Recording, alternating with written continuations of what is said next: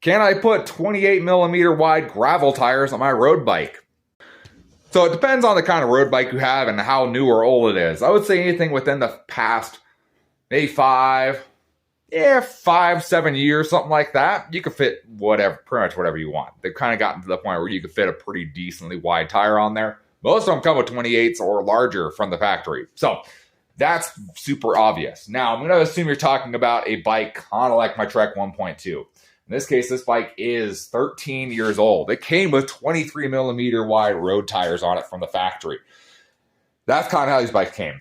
And with that being the case, they were never designed to really run a wide tire. Now, I've run a 28 millimeter wide road tire on here, and I'll say that's about as wide as I could get. And that's a full, slick tire essentially. And the problem came in with the brakes. The brakes were kind of the catching point. That tire would get very close to the brakes, and to the point where sometimes you have to disconnect the cable. If you had the tire pumped up, tried to put it in, it wouldn't fit through the brake caliper. And then when you tighten it up, it was pretty close to the brake caliper. It still fit, but it was pretty close.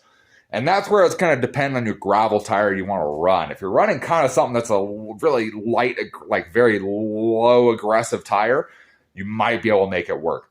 However, you're running something with some knobs on it, probably not going to fit at all. It's really just going to depend what you want to do.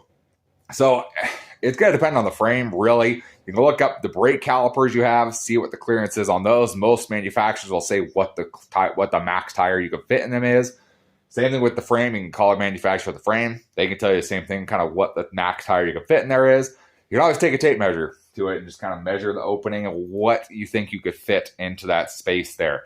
And then, like I said, gravel tires, you got to worry about the knobs. That's going to be the big thing. They're always going to be a little bit wider than they actually say, depending on the knobs on the actual tire.